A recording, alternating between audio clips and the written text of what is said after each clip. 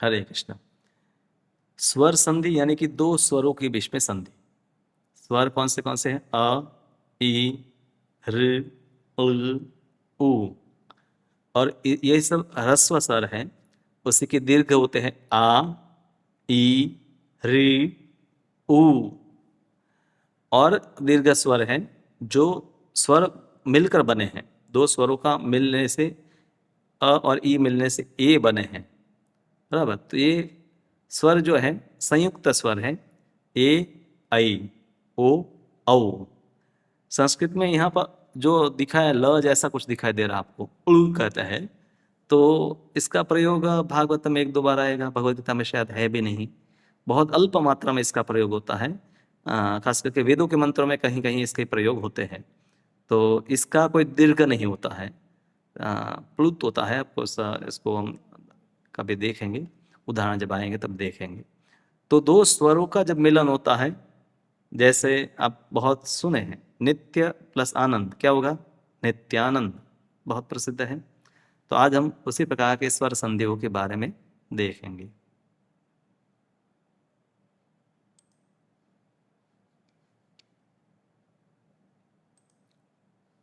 तो पहले श्लोक से शुरू करते हैं। नास्ति बुद्धिर अयुक्तस्य न चायुक्तस्य भावना न च भाव्यतः शांतिरशांतस्य कुतः सुखम। तो आज हम स्वर संधि का प्रयोग करेंगे, देखेंगे उसका अभ्यास। अगले सेशन में स्वर और व्यंजन संधि एक श्लोक लेकर हर प्रकार की संधि को अलग करके भी देखेंगे। तो यहाँ पर है नास्ति, आ है, तो इसका संधि अलग करेंगे तो क्या हो जाएगा? क्या होगा? न अस्ति, न अस्ति। तो न अस्ति में संधि कैसे हुई है? ओके, तो इसके लिए हमें नियम समझना है कि जहां पर अ और अ प्लस आ प्लस आ प्लस अ, ऐसा कोई भी कॉम्बिनेशन है दो स्वरों का, अपने जैसे ही स्वर, इसको कहते हैं सवर्ण। अपने ही जैसे दो स्वर मिलते हैं तो दीर्घ हो जाता है, तो आ होगा। और ई का कोई भी कॉम्बिनेशन होगा तो क्या होगा? ई। ऊ का कॉम्बिनेशन से ऊ। और ऋ का कॉम्बिनेशन ऊ। ओके, लू का भी है एक उदाहरण, बहुत रेयर है उदाहरण। तो जैसे यहाँ पर हमारे पास उदाहरण है न अस्ति। दूसरा है कृष्ण अग्रे। तो कृष्ण में अंत में क्या है? अ है। और अग्रे में क्या है? आगे अ है। संधि हमेशा दो जो शब्द है, एक का अंतिम, एक का पहले का। पहला जो पद है उसका अंतिम वर्ण और दूसरा जो पद है उसका प्रथम वर्ण, दोनों के बीच में संधि होती है। कृष्ण अग्रे, तो उसमें अ है और अ है, अ और अ, इसके स्थान पर हमें क्या लिख देना है? आ। तो हमने बोला है कृष्णाग्रे। राधा आगता, इसमें आ है, वहां पर भी आ है, तो क्या बना? राधागता। तो इसको समझने के लिए हमें इस प्रकार से देखना है। डॉक्यूमेंट में देखिए, जैसे यहाँ है परम अर्थ, तो परम में से हमने अ निकाल लिया और अर्थ में से भी हमने अ निकाल लिया, और दोनों की जगह पर हमने क्या लिख दिया? आ लिख दिया। यहाँ से अ निकाला, यहाँ दूसरा अ निकाला, और फिर हमने आ बनाया।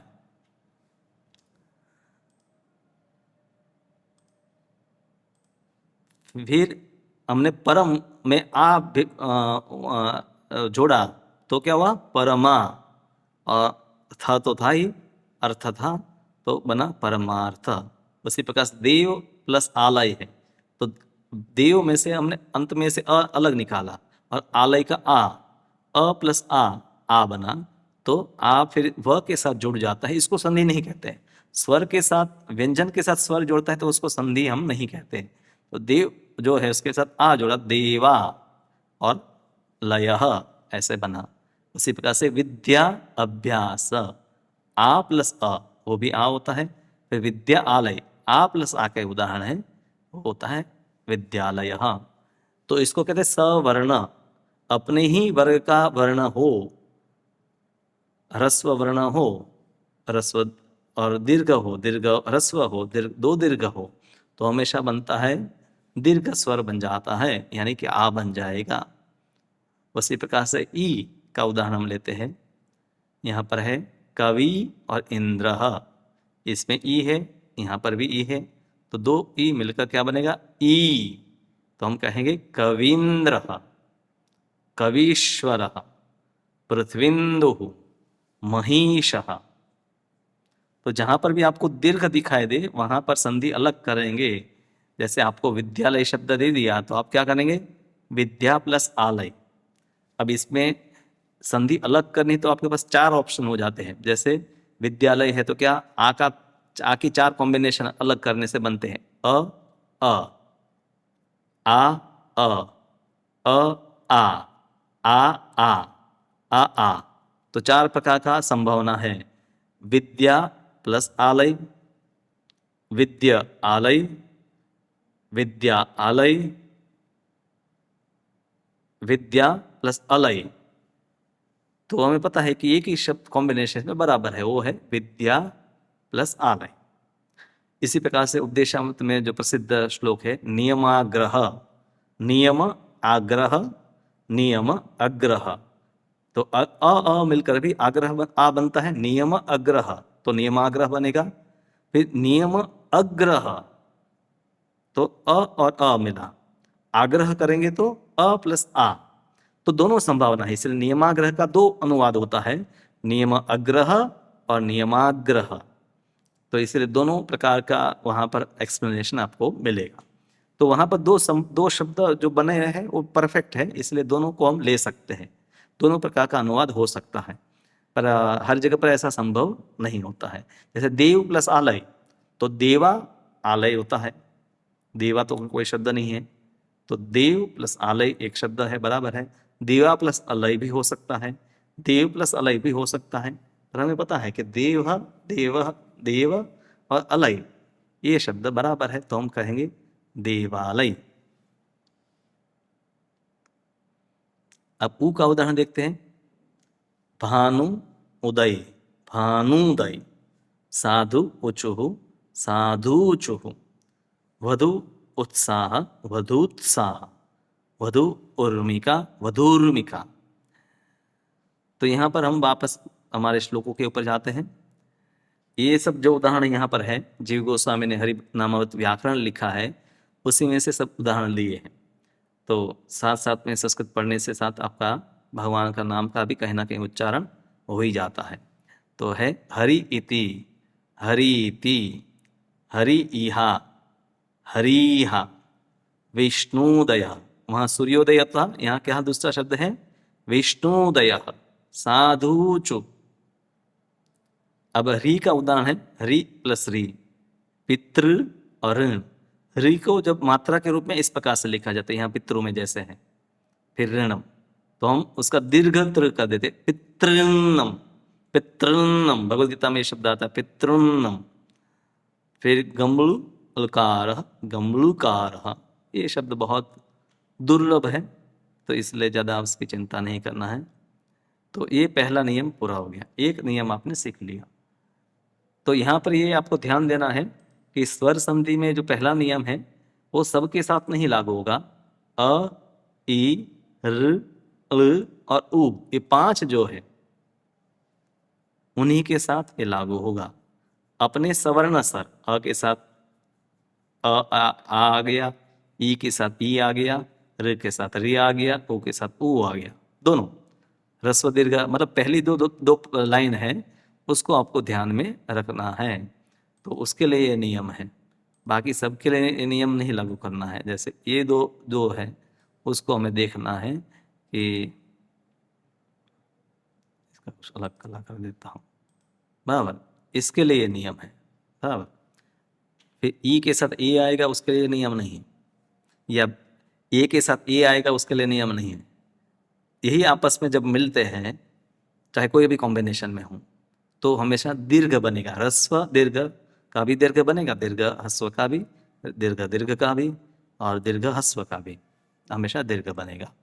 तो पहला नियम बहुत सरल है, बहुत आसान है, बहुत सारे आपने उदाहरण भी देखे होंगे। अब हम जाते हैं दूसरे नियम की ओर। इसको कहते हैं गुण संधि। भगवद गीता का एक श्लोक आप पढ़िए, एवमुक्त्वा ऋषिकेशं गुडाकेशः परन्तप सेनयोरुभयो मध्ये स्थापयित्वा रथोत्तमम्। यहाँ बहुत बहुत सारी संधियाँ हैं, पर हम अब एक प्रकार की संधि का ही फोकस कर रहे हैं, इसलिए बाकी सब संधियों को अभी नहीं देखेंगे। तो यहाँ पर क्या है, गुडाकेशः, गुड़ा का ईशः, तो बना गुडाकेशः। और उसी प्रकार से दूसरा शब्द यहाँ है ऋषिकेश, ऋषिकेशम। तो शब्द क्या है, ऋषि का प्लस ईश, ऋषिकेश। तो इस संधि में क्या नियम है, अ आ के साथ ई आ जाए। अब देखिए, अभी सवर्ण नहीं है, अपने ही वर्ग का, आपको पता है 5 वर्ग है, हमने ये देखा ही था 5 वर्ग होते हैं संस्कृत में। वर्णमाला को वापस याद कीजिए, कंठ वर्ण का कंठ वर्ग है, क वर्ग है, च वर्ग है, ट वर्ग है, त वर्ग है और प वर्ग है। कंठ, तालु, मूर्धा, दंता, ओष्ठ, जहाँ से उच्चारण होता है उसी प्रकार से वर्ग के नाम हैं। इसको हम संस्कृत में कुच और ऋतु कहते हैं, पर सरल याद रखने के लिए क वर्ग, च वर्ग, ट वर्ग, त वर्ग, प वर्ग। तो अ के साथ ए आए, हाँ ओके, ये हम क्या कर रहे हैं, अ के साथ ई आए।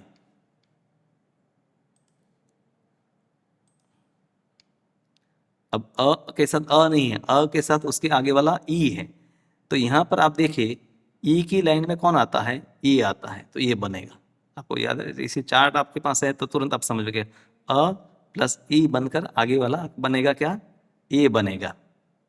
और इसी प्रकार अ के साथ ऊ आएगा तो क्या बनेगा, ओ बनेगा।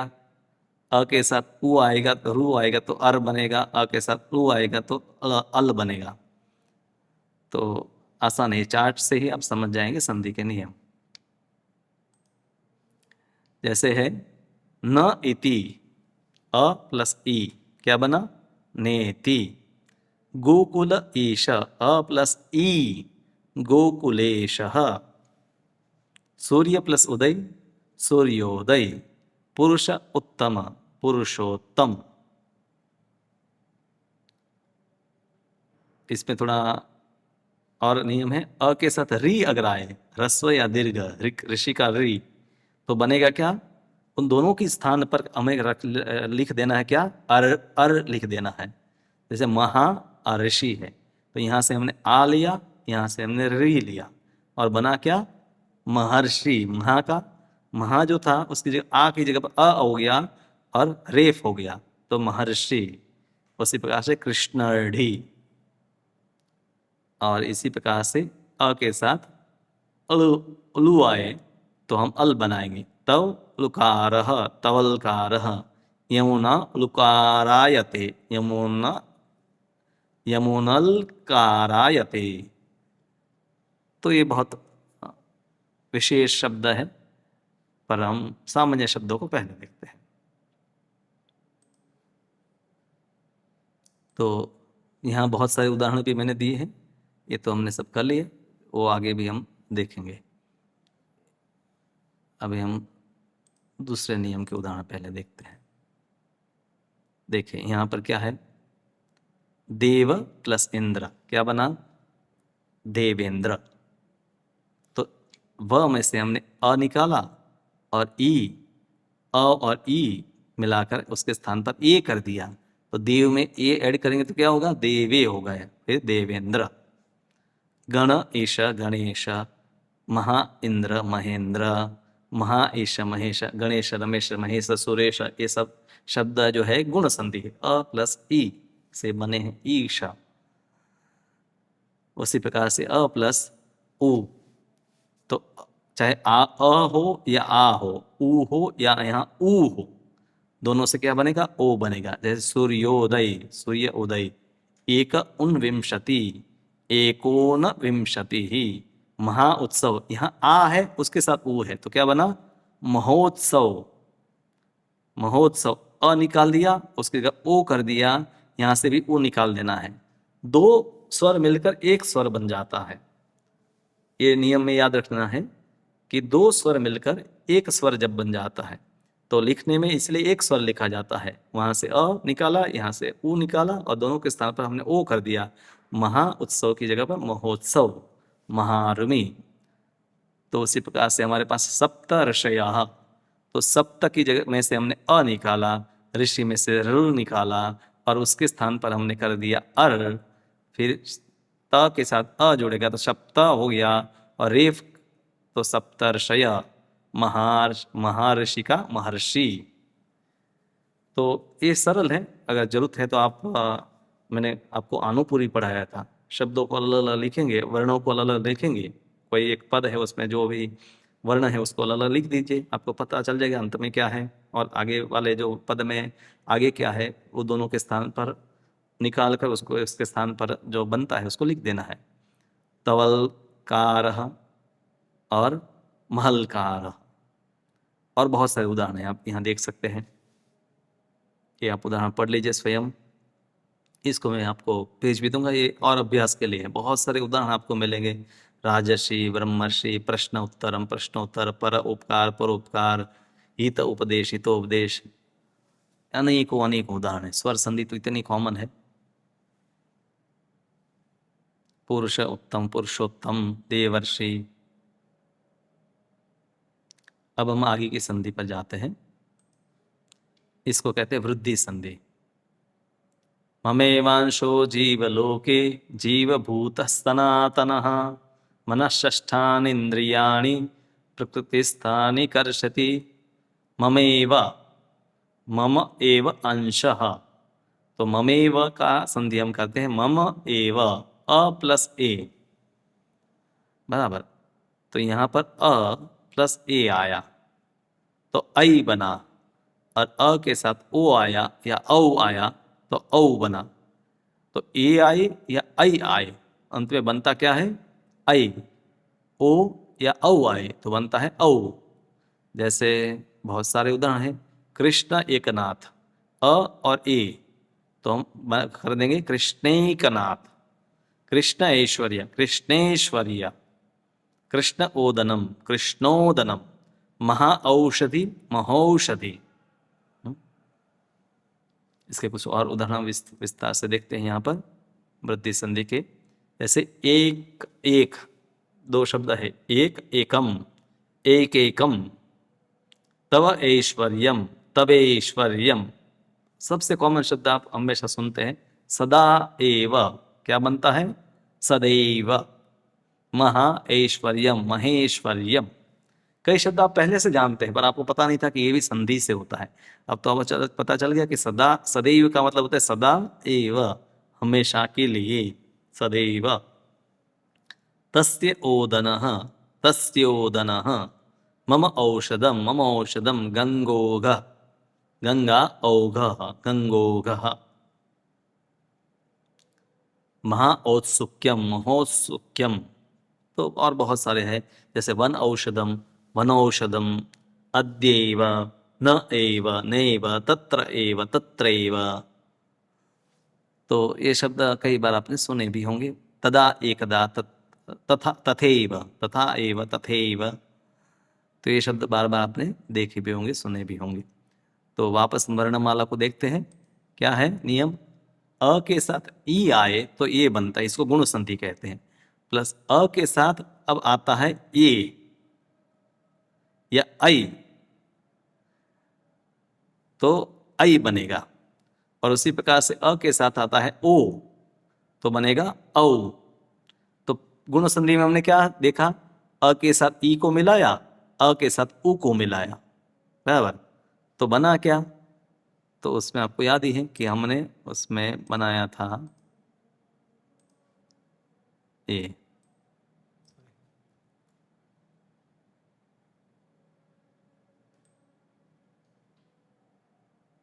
पहले तो हमने ए बनाया और ओ बनाया,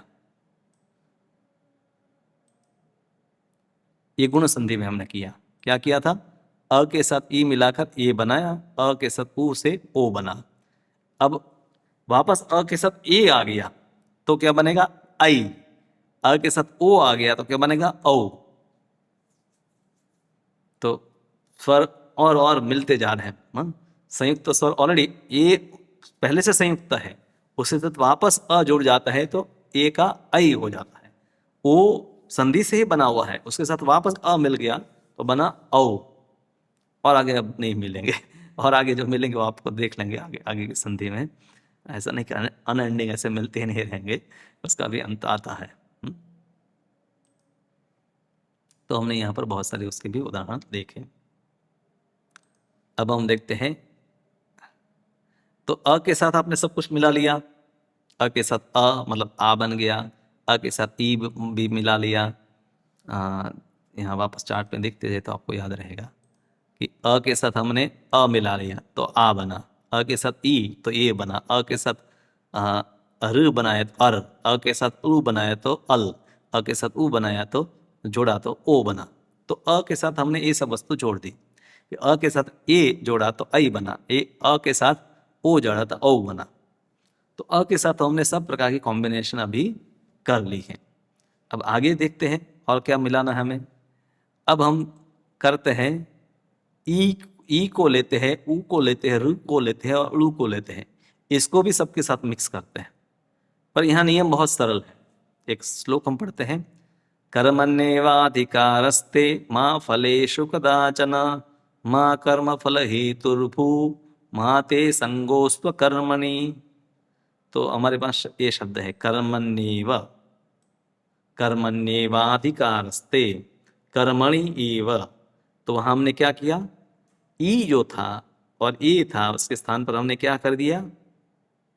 अब देखिए आपको यह एक दिखाई दे रहा है, शब्द में कहीं यह नहीं, कर्मणि एव में कहीं यह नहीं है, और यहाँ पर संधि में आपको क्या दिखाई देता है, कर्मण्येव। तो ये संधि को समझना बहुत सरल है। आप देख लीजिए ई, यहां मैंने लिखा है ई के साथ स्वर माइनस सवर्ण, मतलब ई के साथ ई आएगा तो ई बनेगा, वो तो हमें पता है, पर उसके अलावा कोई स्वर आ जाता है तो ई के स्थान पर यह करना है, बराबर, और आगे वाले स्वर का कुछ नहीं करना है। और ऊ आए तो ऊ के स्थान पर वह करना है, र आए तो र करना है रू के स्थान पर, और लू आए तो उसके स्थान पर ल करना है। इसको चार्ट से आप तुरंत समझ पाएंगे। देखिए यहां पर आपके ई की लाइन में कौन है आगे, य है, र की लाइन में क्या है, र है, ऊ की लाइन में क्या है, ल है, और ऊ की लाइन में कौन है, व है। तो यहां पर आपको ध्यान यहां पर देना है, कहां पर देना है, यहां पर।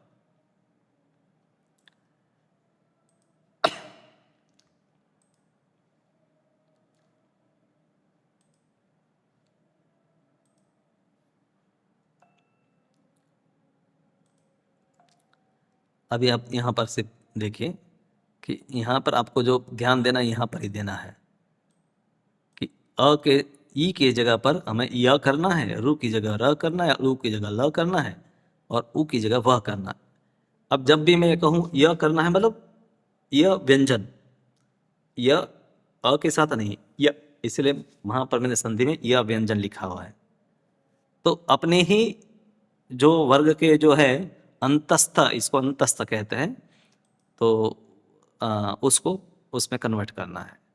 जैसे हम देखते हैं उदाहरण से, हमारे पास है इति उवाच। तो क्या है, यहाँ पर हमारे पास ई है और यहाँ ऊ है, तो ऊ में कुछ परिवर्तन नहीं करना है। पहले 3 नियम में क्या करते थे हम, 2 स्वर की स्थान पर एक स्वर कर देते थे। अब तीसरे नियम में और चौथे नियम में थोड़ा भिन्न है, वहां पर पहला जो अंतिम स्वर है उसी के स्थान पर परिवर्तन करना है। तो अंतिम स्वर जो है वो क्या है, ई है, तो उसके स्थान पर हमें य कर देना है। तो इत, पहले इत होगा, फिर उसके साथ य जोड़ेगा तो इत यू, फिर ऊ जे य के साथ जुड़ेगा तो इत्युवाच।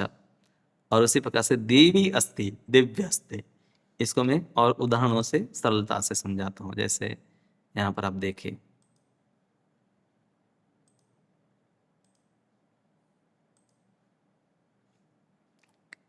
तो यहाँ इसलिए बताया है असवर्ण स्वर, अपने ही वर्ण का आ जाएगा तो आपको पता है कि दीर्घ करना है।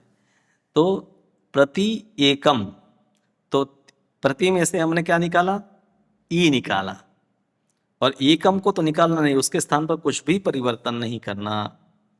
तो हमने वो ई के स्थान पर लिख दिया य, और फिर य त में जोड़ेगा तो क्या बनेगा? प्रत्य। प्रत्य, फिर य में ए जोड़ जाएगा तो प्रत्येकम। अब ये य जो है उसके साथ ए जोड़ता है तो उसको संधि नहीं कहते हैं। व्यंजन के साथ स्वर जोड़ता है तो उसको संधि नहीं कहते। स्वर के साथ स्वर, स्वर संधि। व्यंजन के साथ व्यंजन, व्यंजन संधि। और विसर्ग के साथ स्वर या व्यंजन कुछ भी जोड़े तो उसको विसर्ग संधि कहते हैं। तो हमने बनाया प्रत्येकम, इसलिए ब्रैकेट में क्या लिखा है? ई इक्वल टू य, मतलब ई के स्थान पर य करना है, और ई के स्थान पर य। नदी अत्र, नद्यत्र, तो यहाँ द आधा है, फिर य है, फिर नद्यत्र। इसी के साथ आपके पास और उदाहरण हो गए। वधु आगमनम, वहां ऊ के स्थान पर हमें वह करना है, वध्वागमनम। और इसी प्रकार से अगर ऋ आ जाए तो ऋ के स्थान पर र कर देना है। पितृ इच्छा, तो हमने पित ऋ निकाला, उसके स्थान पर रेफ किया, पित, और ई उसमें जुड़ जाएगा तो री हो जाएगा पितृच्छा। और ये विशेष शब्द धस्ल आदेश, धस्लादेश, इसकी ज्यादा चिंता नहीं करिए। पर हमारे पास बहुत सरल उदाहरण भी है, जैसे यद्यपि, आप जानते हैं ना, हिंदी में भी बोलते हैं यद्यपि, यदि अपि। तो ई के स्थान पर हमने क्या मेंटली तुरंत कर दिया? य। तो जहां पर भी य, यर लव, अब वर्णमाला में देखे क्या है? यर लव। जहां पर भी यर लव आपको दिखाई दे वहां पर भी संधि विच्छेद संभव है। और खास करके आपको यर लव जो है उसके साथ इस प्रकार का प्रयोग दिखाई दे, जैसे यहां यद्यपि, भाई सुद्युपास्त्य, तो सुद यो, यहाँ यह क्या? सुधि, सुद्युपास्य, ऊ उसमें जब जुड़ जाता है तो यू। तो इसलिए शब्द जब बनता है तो हमें पता भी नहीं चलता कि ऐसा शब्द कैसे आ गया। हाँ, यद्यपि आपको दिखाई देता है एक शब्द पर है क्या है? यदि अपि, इति अपि, तो ई की जगह पर यह कर दीजिए, यत इत्यपि। अब ई निकाल कर यह लगाकर बोले तो भी आप समझ जाएंगे।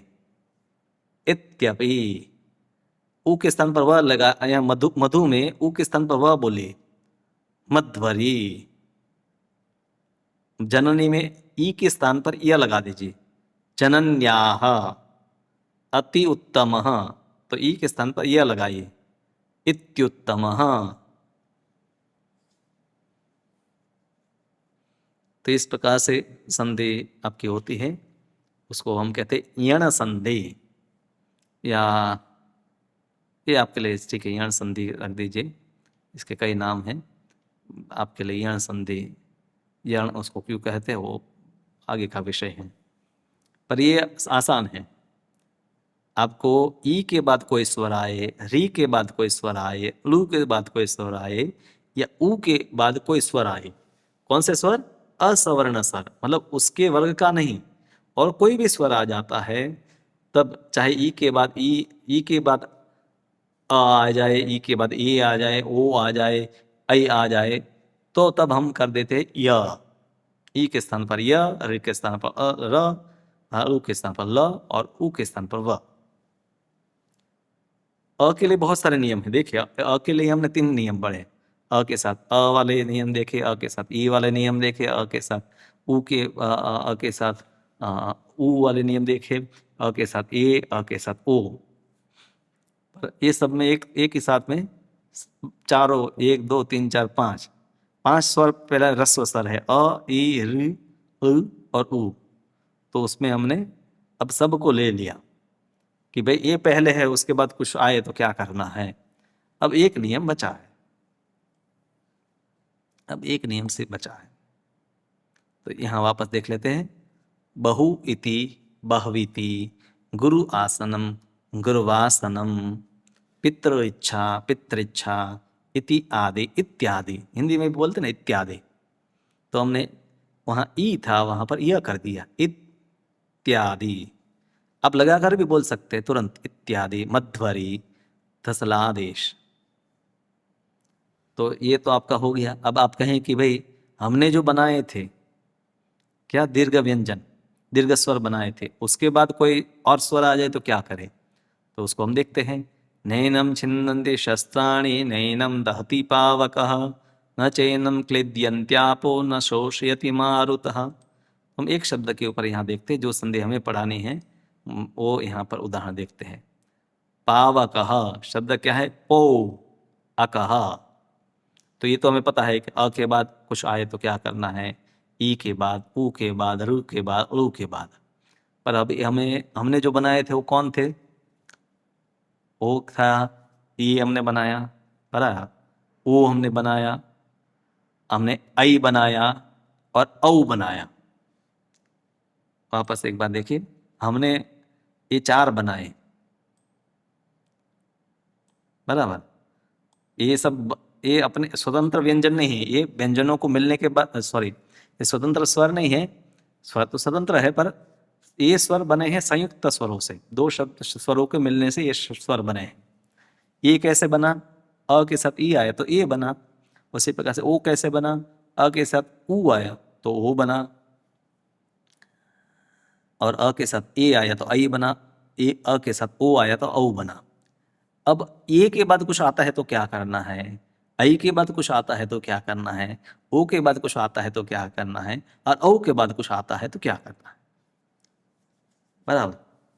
तो ये चौथा पांचवा नियम है, ये बहुत सरल है।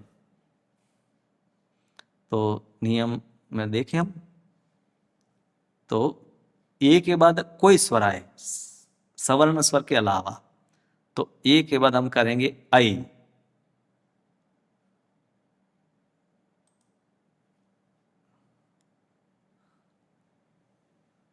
नहीं, यहाँ तो सवर्ण की जरूरत नहीं है। तो ओ के बाद कोई स्वर आए तो उस करेंगे औ। आई के बाद कुछ भी आएगा तो हम करेंगे आय, और औ के बाद करेंगे कुछ भी आएगा तो हम करेंगे आ। तो इसको याद रखना, तो कैसे याद रखें? आप देखिए, ये कैसे बना था आपको याद है, और ये ओ कैसे बना था? आप थोड़ा सा देखिए, ए और ओ, उसकी लाइन में आगे क्या है? य, और इसकी लाइन में आगे क्या है? व। तो सिंपल है, अय आव, अय आय, अव आव, बस यही करना है। और परिवर्तन सिर्फ पहले स्वर में होगा, दूसरे स्वर में परिवर्तन नहीं होगा। तो यहां है कृष्टे उवाच, यहां पर ए है और बाद में है कोई भी स्वर आपके पास है, पर है यहाँ ए। तो ए के बाद कुछ भी आए तो हम क्या करेंगे? आई करेंगे, और ए के स्थान पर आई करेंगे। तो ते की जगह पर तय होगा, और उसमें ऊ जोड़ेगा, तयुवाच होगा।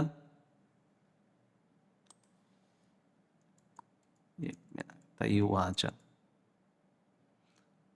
कृष्णे उत्कर्ष, कृष्णोत्कर्ष, कृष्णोत्कर्ष। इसको मैं आपको किताब में दिखाता हूं तो थोड़ा ज्यादा आपको समझ में आ जाएगा। देखें,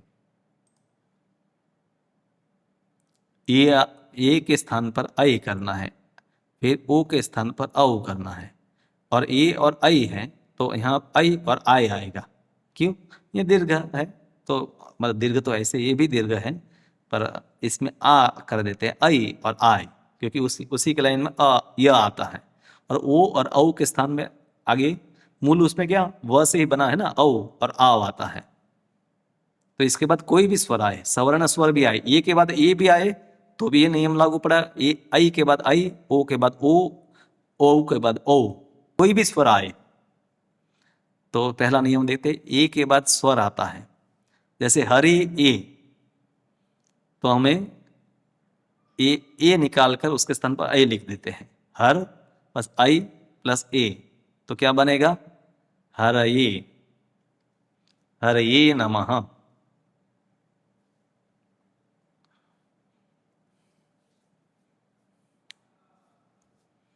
तो हरि आगच्छ, हरियागच्छ, न एक, तो नायकः, तस्य इदं तस्याइदम।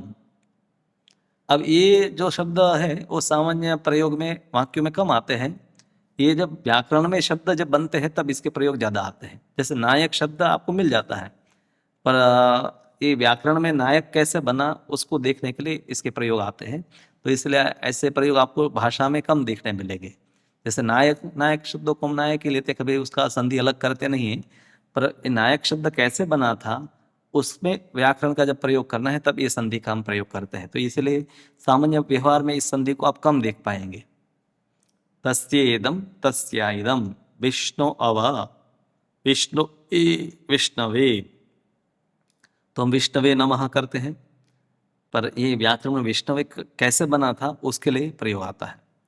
गुरु आदेश, गुरुवादेश, पो अकह, यहां से हमने आव किया तो प, उसके बाद आव, फिर अकह, पावकह, बालको आगतो, बालकावगतो। तो ये जो संधि है इसके प्रयोग प्राय आपको कम प्राप्त होंगे सामान्य भाषाओं में, पर व्याकरण में और जब आगे पढ़ेंगे तो इसके प्रयोग ज्यादा आपको मिलेंगे। फले इच्छा, फल इच्छा, फल इच्छा। अब इसमें विकल्प भी है तो इसलिए उसको अभी हम नहीं लेते हैं। दो प्रकार के रूप बन रहे हैं तो बहुत सारे नियम हैं, सब नियम बताऊंगा तो काफ़ी कठिन हो जाएगा। इसलिए मैं, ये स्वर संधि की पूरी किताब है पर वो उसमें अनेक प्रकार के नियम और उसके अपवाद इत्यादि दिए हैं, तो इसको इसलिए अब अभी हम नहीं पढ़ेंगे, वो एडवांस में ज़्यादा सीखने के लिए। जैसे विष्णु ए विष्णवे, अभी एक ही देता हूँ आपको। विष्णु इह विष्णवीह, गोप्ये आसनम गोप्यासनम, उभो उवाच उभा, उभो उवाच उभा उवाच, कृष्णो अत्र कृष्णावत्र। तो इस प्रकार से स्वर संधि में हमने मुख्य 5 नियम देखे, उसको वापस हम रिवाइज कर लेते हैं। पहले स्वर संधि में 2 स्वर मिलते हैं तब स्वर संधि होती है।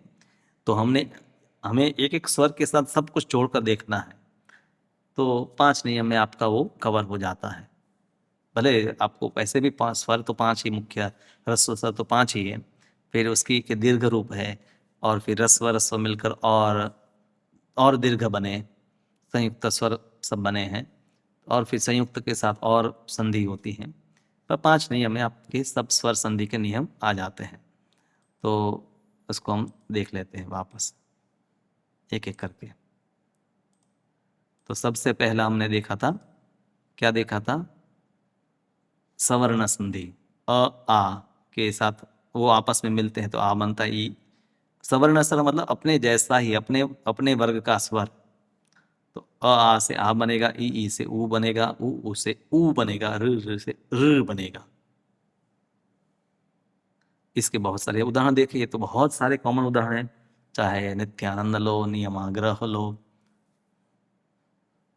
फिर हमने दूसरा उदाहरण देखा गुण संधि का, अ के साथ ई आता है तो ए बनेगा, देवेंद्र, महेश, महेश, गुणेश, सुरेश, रमेश, इतने सारे शब्द हैं। उसी प्रकार से अ के साथ ऊ आएगा तो ओ बनेगा, सूर्योदय, महोत्सव।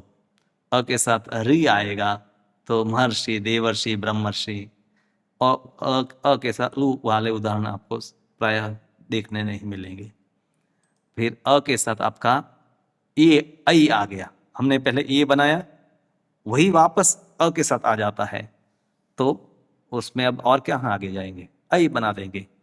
और अ के साथ ऊ आया तो ओ बनाया था, वापस ओ उसके साथ आ जाता है, या औ आ जाता है तो औ।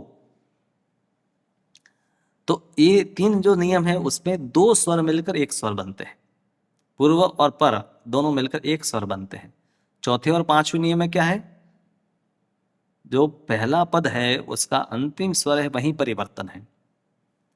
तो एक एकम तस्य ओदनम, तस्य ओदनम मम औषधम, ये हमने देखे। यण संधि में बहुत सरल है, ई के स्थान पर य, उ के स्थान पर व, र के स्थान पर र, उ के स्थान पर र, ल।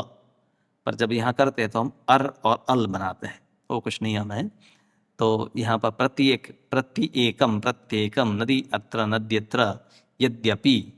तो वहां पर जो परिवर्तन है, दो मिलकर एक नहीं बन रहे, एक पहला वाला स्वर है उसी में हमें परिवर्तन करना है। तो ये हमने कुछ नियम आगे देखे थे, जैसे मनु अंतरम, मनवंतरम, पितृ इच्छा, यद्यपि, इत्यपि। ये कुछ सामान्य उदाहरण है जो बहुत प्रसिद्ध उदाहरण है, आप सब देखते भी होंगे। अयादि संधि में बहुत सरल है कि अभी हमने बना लिए थे, अंत में क्या बना है हमारे पास, ए, ऐ, ओ, औ। अब इसके बाद कोई भी स्वर आ जाए, ए के बाद ये भी आ जाए, मतलब अपने जैसा भी आ जाए, तो भी क्या बनना है, ऐ, आय, अव, आव। इसलिए हम उसको संधि कहते हैं अयादि, ऐ आदि, जहां पर ऐ इत्यादि सब बनते हैं, अय, आय, अव, आव। और वर्णमाला याद रखें तो आपको पता चलेगा कि ए और ऐ के कौन सी लाइन में आते हैं, य की लाइन में आते हैं, और ओ और औ किसकी लाइन में आते हैं, व की लाइन में आते हैं। तो यहां अय, आय, अव, आव। तो इसलिए मैंने कहा ये प्रिंट हो तो आप तुरंत पता चलेगा कि ये संधि, मतलब क्योंकि उच्चारण, संधि क्या है, दो स्वर जब नजदीक आते हैं तो उसके उच्चारण एक दूसरे में मिल जाते हैं, तो उसी को हम संधि कहते हैं।